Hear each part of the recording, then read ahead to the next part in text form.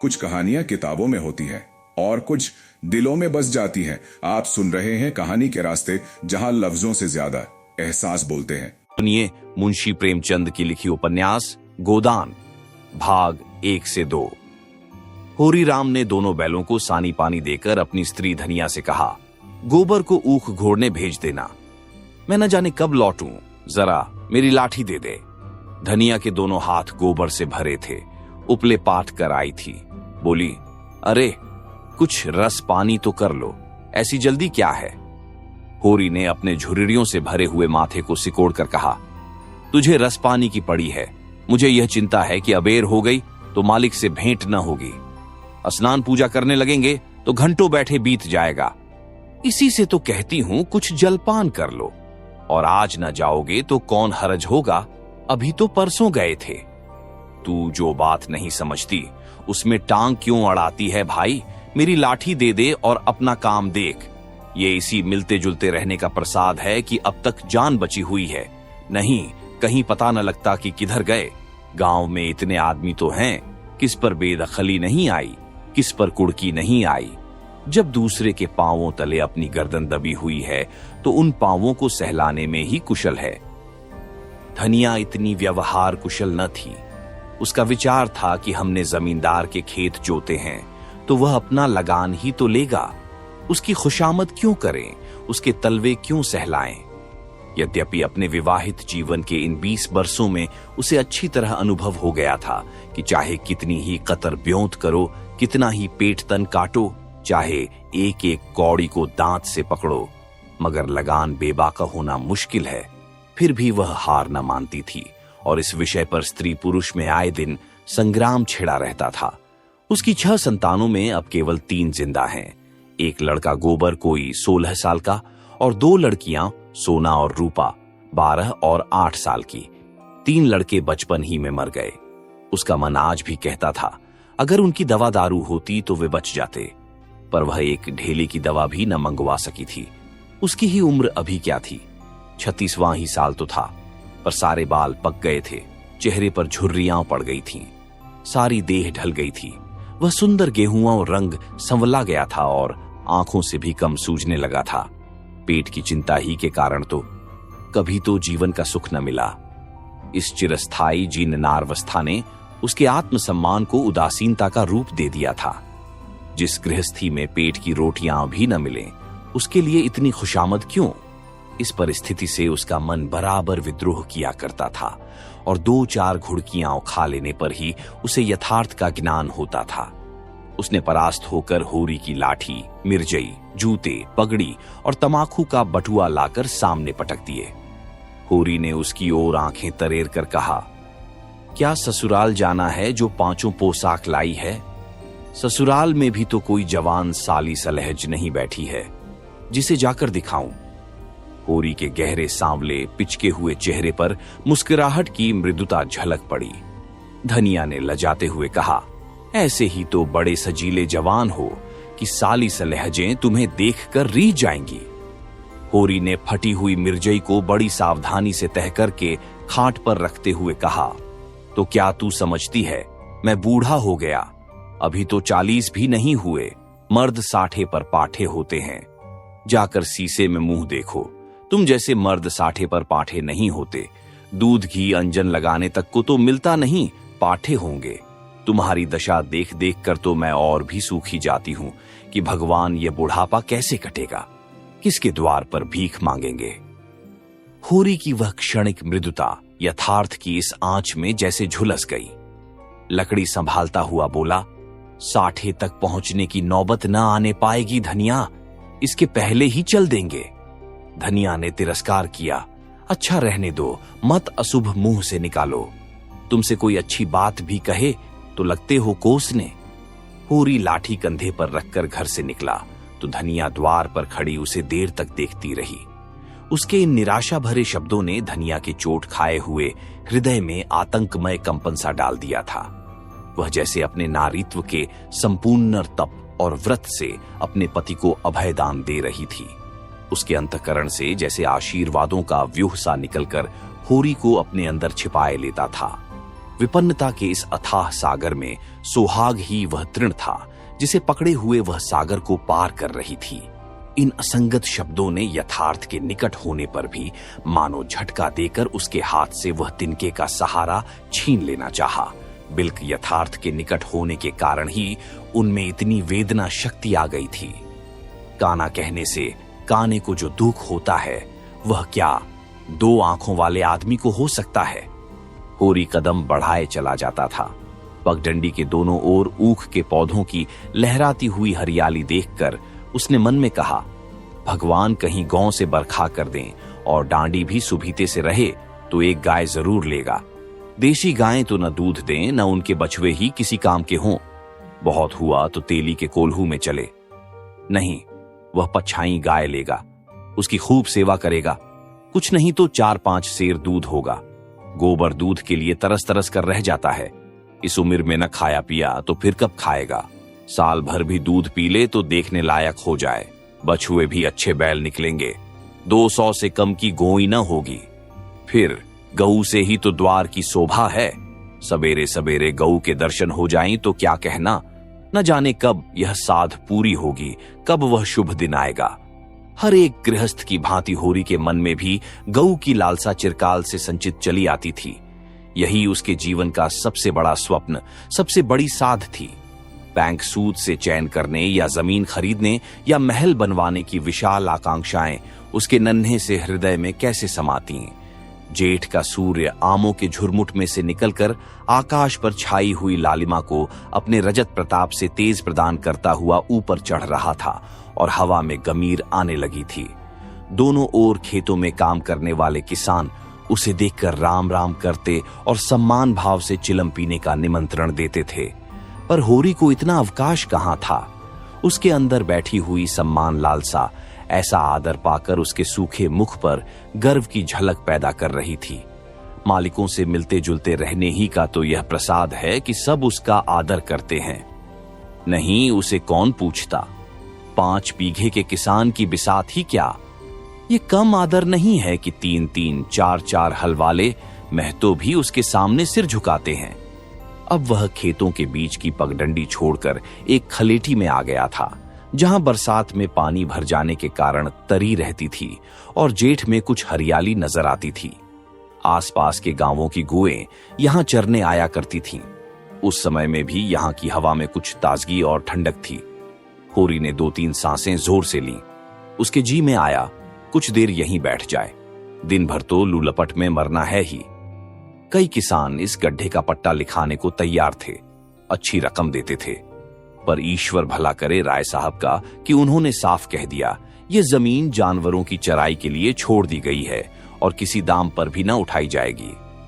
कोई स्वार्थी जमींदार होता तो कहता, गायें जाएं भाड़ में, हमें रुपए मिलते हैं, क्यों छोड़ें। पर राय साहब अभी तक पुरानी मर्यादा निभाते आते हैं। जो मालिक प्रजा को न पाले वह भी कोई आदमी है। सहसा उसने देखा भोला अपनी गायें लिए इसी तरफ चला आ रहा है। भोला इसी गांव से मिले हुए पूर्वे का ग्वाला था और दूध मक्खन का व्यवसाय करता था। अच्छा दाम मिल जाने पर कभी कभी किसानों के हाथ गायें बेच भी देता था। होरी का मन उन गायों को देखकर ललचा गया। अगर भोला वह आगे वाली गाय उसे दे तो क्या कहना, रुपए आगे पीछे देता रहेगा। वह जानता था घर में रुपए नहीं है, अभी तक लगान नहीं चुकाया जा सका। बिसेसर साह का देना भी बाकी है, जिस पर आने रुपए का सूद चढ़ रहा है। लेकिन दरिद्रता में जो एक प्रकार की अदूरदर्शिता होती है, वह निर्लज्जता जो तकाजे, गाली और मार से भी भयभीत नहीं होती, उसने उसे प्रोत्साहित किया।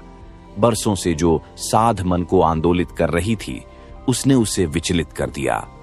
भोला के समीप जाकर बोला, राम राम भोला भाई, कहो क्या रंग ढंग है। सुना आपकी मेले से नई गायें लाए हों। भोला ने रूखाई से जवाब दिया। होरी के मन की बात उसने ताड़ ली थी।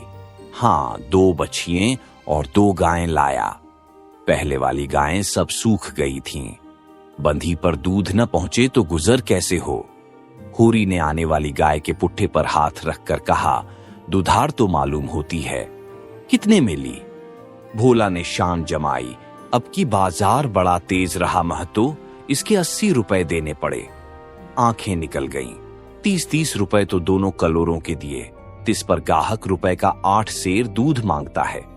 बड़ा भारी कलेजा है तुम लोगों का भाई, लेकिन फिर लाए भी तो वह माल की यहां 10-5 गांवों में तो किसी के पास निकलेगी नहीं। भोला पर नशा चढ़ने लगा। बोला, राय साहब इसके 100 रुपए देते थे, दोनों कलोरों के 50-50 रुपए, लेकिन हमने न दिए। भगवान ने चाहा तो 100 रुपए इसी बयान में पीट लूंगा। इसमें क्या संदेह है भाई, मालिक क्या खा के लेंगे? नजर आने में मिल जाए तो भले ले लें। ये तुम्ही लोगों का गुदार है कि अंजुली भर रुपए तकदीर के भरोसे गिन देते हो।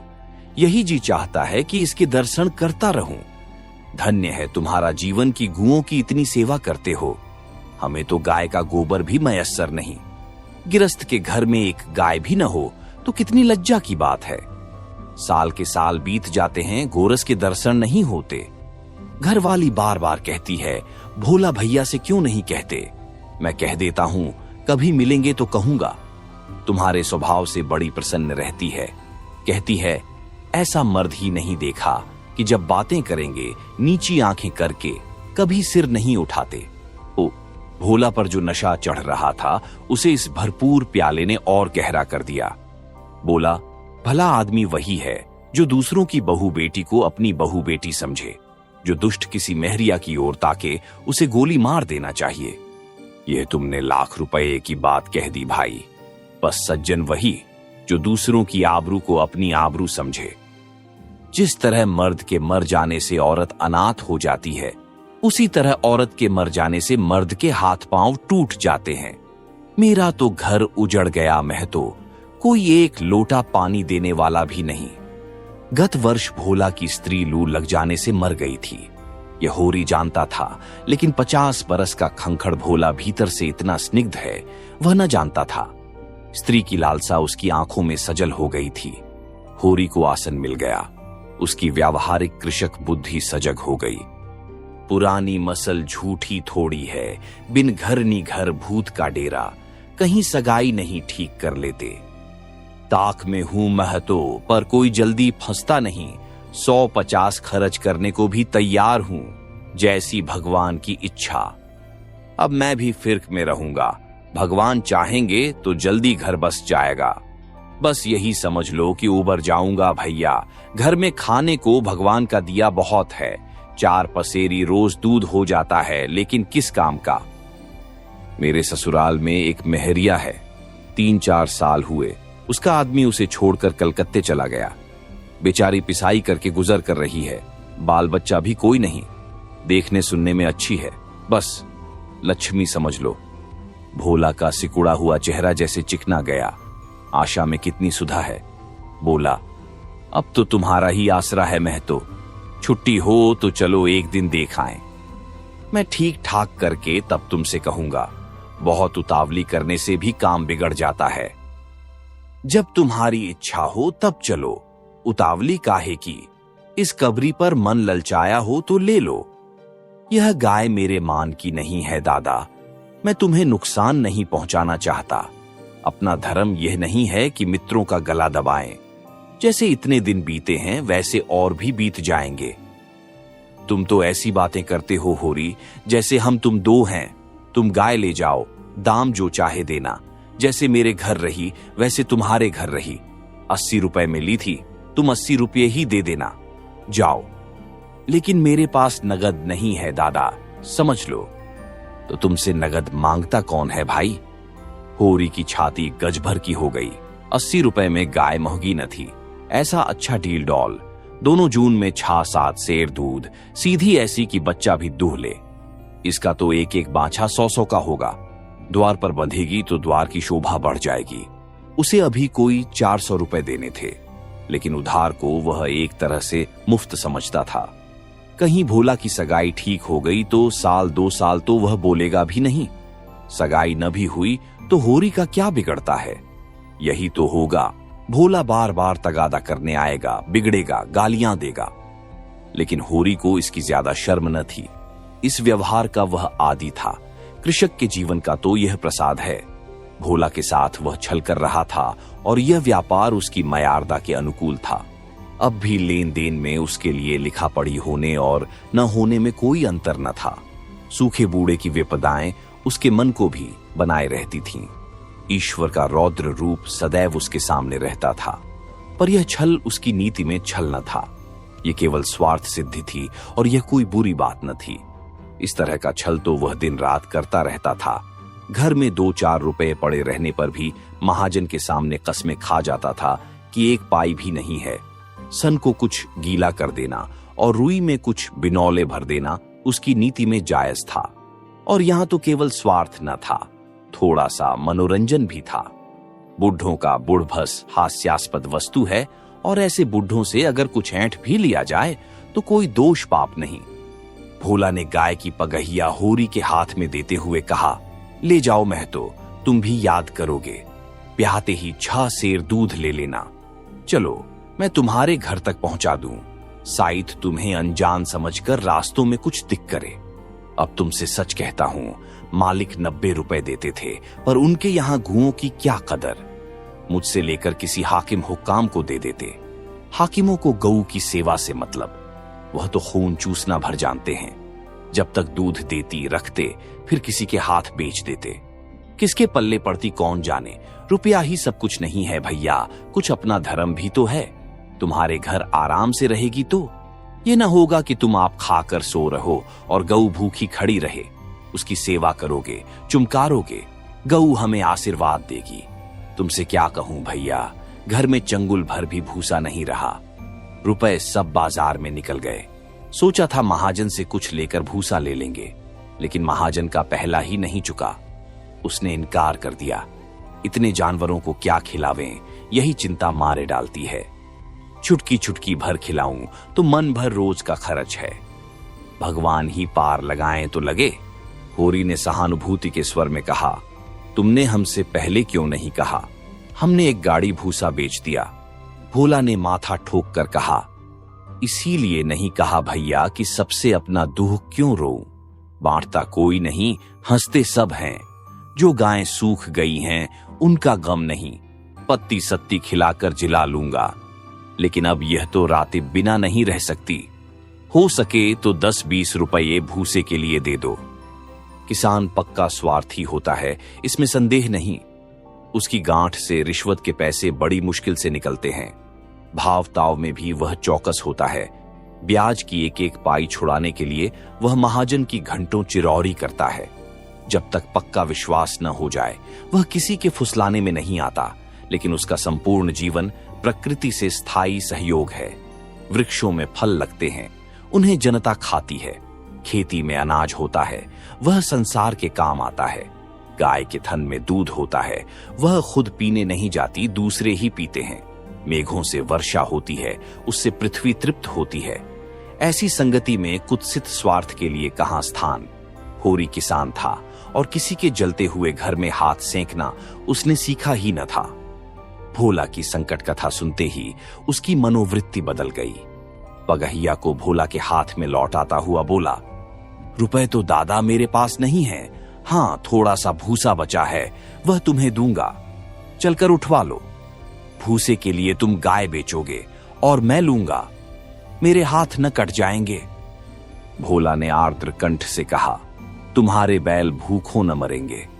तुम्हारे पास भी ऐसा कौन सा बहुत सा भूसा रखा है? नहीं दादा, अब की भूसा अच्छा हो गया था। मैंने तुमसे नाहका भूसे की चर्चा की। तुम न कहते और पीछे से मुझे मालूम होता तो मुझे बड़ा रंज होता कि तुमने मुझे इतना गैर समझ लिया। अवसर पड़ने पर भाई की मदद भाई भी न करे तो काम कैसे चले? मुदा ये गाय तो लेते जाओ। अभी नहीं दादा, फिर ले लूंगा। तो भूसे के दाम दूध में कटवा लेना। होरी ने दुखित स्वर में कहा, दाम कौड़ी की। इसमें कौन बात है दादा, मैं 1-2 जून तुम्हारे घर खा लूं तो तुम मुझसे दाम मांगोगे, लेकिन तुम्हारे बैल भूखों मरेंगे कि नहीं? भगवान कोई न कोई सबील निकालेंगे ही। अषाढ़ सिर पर है, कड़वी बोलूंगा। मगर यह गाय तुम्हारी हो गई। जिस दिन इच्छा हो आकर ले जाना।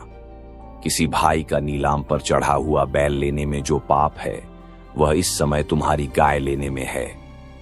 होरी में बाल की खाल निकालने की शक्ति होती तो वह खुशी से गाय लेकर घर की राह लेता।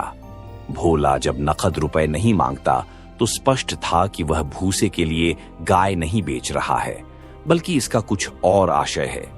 लेकिन जैसे पत्तों के खड़कने पर घोड़ा अकारण ही ठिठक जाता है और मारने पर भी आगे कदम नहीं उठाता, वही दशा होरी की थी। संकट की चीज लेना पाप है, यह बात जन्म जन्मांतरों से उसकी आत्मा का अंश बन गई थी। भोला ने गदगद कंठ से कहा, तो किसी को भेज दूं भूसे के लिए? होरी ने जवाब दिया, अभी मैं राय साहब की डयोढ़ी पर जा रहा हूं, वहां से घड़ी भर में लौटूंगा, तभी किसी को भेजना। भोला की आंखों में आंसू भर आए, बोला, तुमने आज मुझे उबार लिया होरी भाई। मुझे अब मालूम हुआ कि मैं संसार में अकेला नहीं हूं, मेरा भी कोई हितू है। एक क्षण के बाद उसने फिर कहा, उस बात को भूल न जाना। होरी आगे बढ़ा तो उसका चित्त प्रसन्न था। मन में एक विचित्र स्फूर्ति हो रही थी। क्या हुआ, 10-5 मन भूसा चला जाएगा, बेचारे को संकट में पड़कर अपनी गाय तो न बेचनी पड़ेगी। जब मेरे पास चारा हो जाएगा तब गाय खोल लाऊंगा। भगवान करे मुझे कोई मेहरिया मिल जाए, फिर तो कोई बात ही नहीं। उसने पीछे फिर कर देखा। कबरी गाय पूंछ से मक्खियां उड़ाती, सिर हिलाती, मस्तानी मंद गति से झूमती चली जाती थी, जैसे बांदियों के बीच में कोई रानी हो। कैसा शुभ होगा वह दिन जब यह कामधेनु उसके द्वार पर बंधेगी। 2. सेमरी और बेलारी दोनों अवध प्रांत के गांव हैं। जिले का नाम बताने की कोई जरूरत नहीं। होरी बेलारी में रहता है, राय साहब अमरपाल सिंह सेमरी में। दोनों गांवों में केवल 5 मील का अंतर है।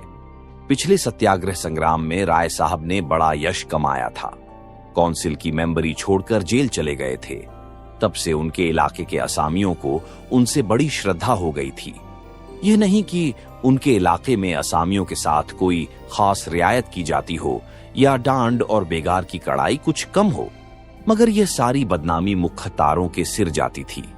राय साहब की कीर्ति पर कोई कलंक न लग सकता था। वह बेचारे भी तो उसी व्यवस्था के गुलाम थे। जाप्ते का काम तो जैसे होता चला आया है वैसा ही होगा।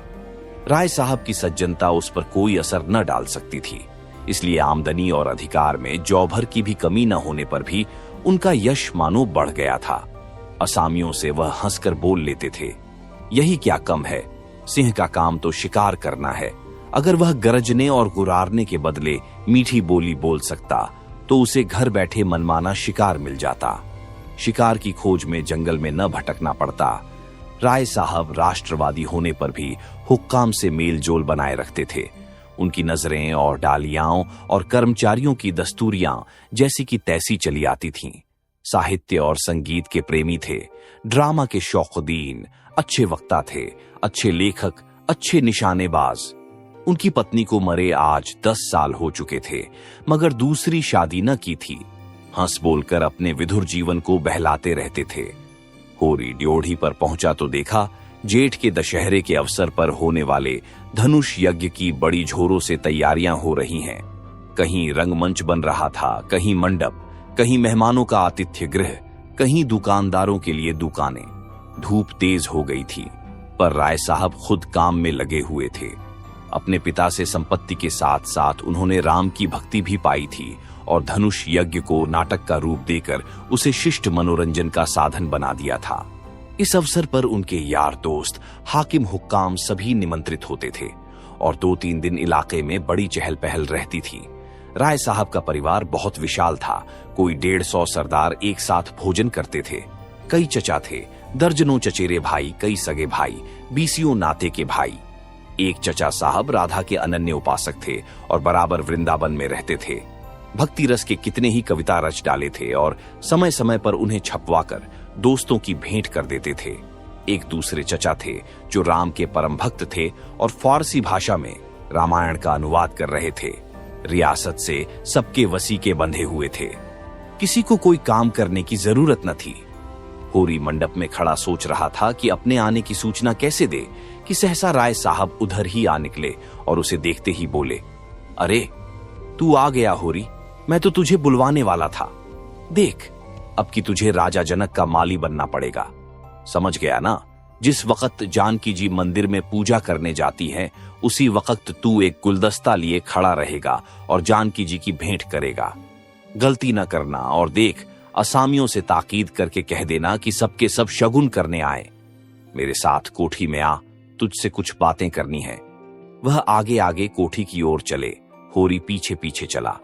वहीं एक घने वृक्ष की छाया में एक कुर्सी पर बैठ गए और होरी को जमीन पर बैठने का इशारा करके बोले, समझ गया मैंने क्या कहा? कारकुन को तो जो कुछ करना है वह करेगा ही, लेकिन असामी जितने मन से असामी की बात सुनता है, कारकुन की नहीं सुनता। हमें इन्हीं 5-7 दिनों में 20,000 का प्रबंध करना है।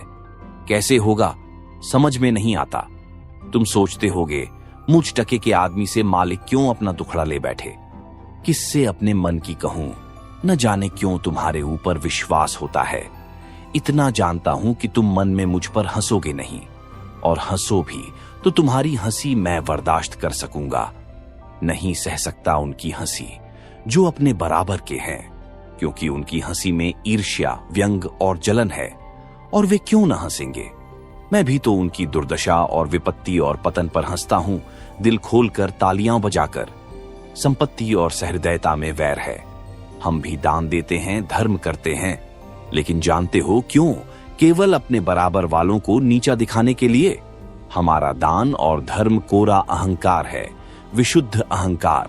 हम में से किसी पर डिग्री हो जाए, कुर्की आ जाए, बकाया माल गुजारी की इल्लत में हवालात हो जाए, किसी का जवान बेटा मर जाए, किसी की विधवा बहू निकल जाए, किसी के घर में आग लग जाए, कोई किसी वेश्या के हाथों उल्लू बन जाए या अपने असामियों के हाथों पिट जाए, तो उसके और सभी भाई उस पर हंसेंगे, बगलें बजाएंगे, मानो सारे संसार की संपदा मिल गई है। और मिलेंगे तो इतने प्रेम से जैसे हमारे पसीने की जगह खून बहाने को तैयार है।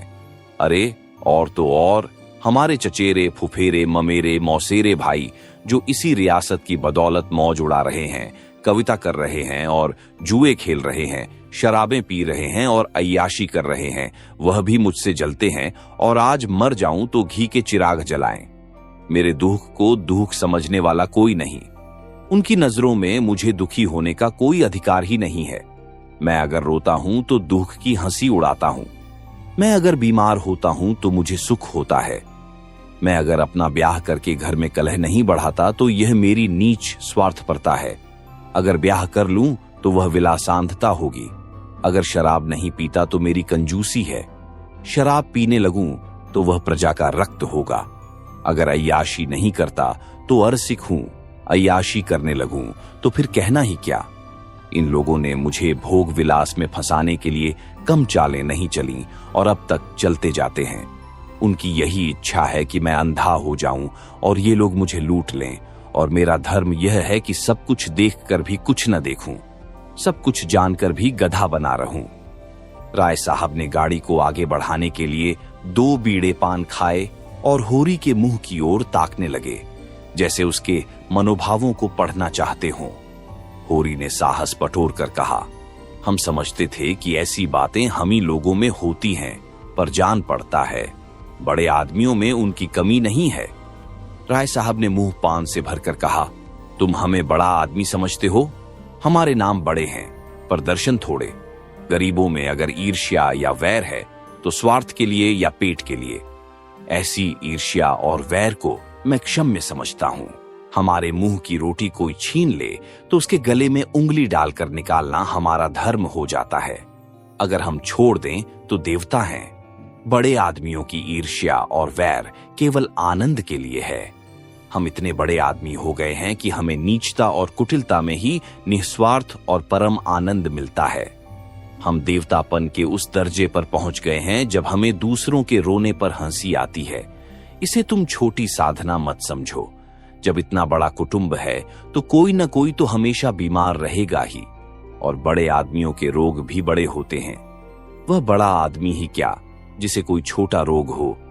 मामूली ज्वर भी आ जाए तो हमें सरसाम की दवा दी जाती है। मामूली फूंसी भी निकल आए तो वह झरबाद बन जाती है। अब छोटे सर्जन और मझोले सर्जन और बड़े सर्जन तार से बुलाए जा रहे हैं। मसीहुल मुल्क को लाने के लिए दिल्ली आदमी भेजा जा रहा है, भिषगाचार्य को लाने के लिए कलकत्ता। उधर देवालय में दुर्गा पाठ हो रहा है और ज्योतिषाचार्य कुंडली का विचार कर रहे हैं और तंत्र के आचार्य अपने अनुष्ठान में लगे हुए हैं। राजा साहब को यमराज के मुंह से निकालने के लिए दौड़ लगी हुई है। वैद्य और डॉक्टर इस ताक में रहते हैं कि कब सिर में दर्द हो और कब उनके घर में सोने की वर्षा हो, और ये रुपए तुमसे और तुम्हारे भाइयों से वसूल किए जाते हैं भाले की नोक पर। मुझे तो यही आश्चर्य होता है कि क्यों तुम्हारी आहों का दावानल हमें भस्म नहीं कर डालता। मगर नहीं, आश्चर्य करने की कोई बात नहीं। भस्म होने में तो बहुत देर नहीं लगती, वेदना भी थोड़ी ही देर की होती है। हम जौ जौ और अंगुल अंगुल और पोर पोर भस्म हो रहे हैं। उस हाहाकार से बचने के लिए हम पुलिस की, हुक्काम की, अदालत की, वकीलों की शरण लेते हैं और रूपवती स्त्री की भांति सभी के हाथों का खिलौना बनते हैं। दुनिया समझती है हम बड़े सुखी हैं। हमारे पास इलाके, महल, सवारियां, नौकर चाकर, करज, वेश्याएं क्या नहीं है। लेकिन जिसकी आत्मा में बल नहीं, अभिमान नहीं, वह और चाहे कुछ हो आदमी नहीं है। जिसे दुश्मन के भय के मारे रात को नींद ना आती हो, जिसके दुख पर सब हंसें और रोने वाला कोई न हो, जिसकी छोटी दूसरों के पैरों के नीचे दबी हो, जो भोग विलास के नशे में अपने को बिल्कुल भूल गया हो, जो हुक्काम के तलवे चाटता हो और अपने अधीनों का खून चूसता हो, उसे मैं सुखी नहीं कहता। वह तो संसार का सबसे अभागा प्राणी है। साहब शिकार खेलने आए या दौरे पर, मेरा कर्तव्य है कि उनकी दुम के पीछे लगा रहूं। उनकी भौहों पर शिकन पड़ी और हमारे प्राण सूखे। उन्हें प्रसन्न करने के लिए हम क्या नहीं करते। मगर वह पचड़ा सुनाने लगूं तो शायद तुम्हें विश्वास न आए। डालियों और रिश्वतों तक तो खैर गनीमत है, हम सिजदे करने को भी तैयार रहते हैं। मुफ्तखौरी ने हमें अपंग बना दिया है। हमें अपने पुरुषार्थ पर लेश मात्र भी विश्वास नहीं। केवल अफसरों के सामने दुम हिला हिलाकर किसी तरह उनके कृपा पात्र बने रहना और उनकी सहायता से अपनी प्रजा पर आतंक जमाना ही हमारा उद्यम है। पिछलगुओं की खुशामद ने हमें इतना अभिमानी और तुनकमिजाज बना दिया है कि हम में शील, विनय और सेवा का लोप हो गया है। मैं तो कभी कभी सोचता हूं कि अगर सरकार हमारे इलाके छीनकर हमें अपनी रोजी के लिए मेहनत करना सिखा दे तो हमारे साथ महान उपकार करे। और यह तो निश्चय है कि अब सरकार भी हमारी रक्षा न करेगी। हमसे अब उसका कोई स्वार्थ नहीं निकलता। लक्षण कह रहे हैं कि बहुत जल्द हमारे वर्ग की हस्ती मिट जाने वाली है। मैं उस दिन का स्वागत करने को तैयार बैठा हूं। ईश्वर वह दिन जल्द लाए। वह हमारे उद्धार का दिन होगा। हम परिस्थितियों के शिकार बने हुए हैं। यह परिस्थिति ही हमारा सर्वनाश कर रही है और जब तक संपत्ति की यह बेड़ी हमारे पैरों से न निकलेगी, जब तक यह अभिशाप हमारे सिर पर मंडराता रहेगा, हम मानवता का वह पद न पा सकेंगे जिस पर पहुंचना ही जीवन का अंतिम लक्ष्य है। राय साहब ने फिर गिलौरी दान निकाला और कई गिलौरियां निकालकर मुंह में भर लीं। कुछ और कहने वाले थे कि एक चपरासी ने आकर कहा, सरकार बेगारों ने काम करने से इनकार कर दिया है। कहते हैं जब तक हमें खाने को न मिलेगा हम काम न करेंगे। हमने धमकाया तो सब काम छोड़कर अलग हो गए। राय साहब के माथे पर बल पड़ गए। आंखें निकालकर बोले, चलो मैं इन दुष्टों को ठीक करता हूं। जब कभी खाने को नहीं दिया तो आज यह नई बात क्यों? एक आने रोज के हिसाब से मजूरी मिलेगी जो हमेशा मिलती रही है और इस मजूरी पर उन्हें काम करना होगा, सीधे करें या टेढ़े। फिर होरी की ओर देखकर बोले, तुम अब जाओ होरी, अपनी तैयारी करो। जो बात मैंने कही है उसका ख्याल रखना। तुम्हारे गांव से मुझे कम 500 की आशा है। राय साहब झल्लाते हुए चले गए। होरी ने मन में सोचा, अभी यह कैसी कैसी नीति और धर्म की बातें कर रहे थे और एकाएक इतने गर्म हो गए। सूर्य सिर पर आ गया था। उसके तेज से अभिभूत होकर वृक्षों ने अपना पसार समेट लिया था। आकाश पर मिटियाला गर्द छाया हुआ था और सामने की पृथ्वी कांपती हुई जान पड़ती थी। होरी ने अपना डंडा उठाया और घर चला। शगुन के रुपये कहां से आएंगे, यही चिंता उसके सिर पर सवार थी। आप सुन रहे थे मुंशी प्रेमचंद की लिखी उपन्यास गोदान, भाग 1 से 2।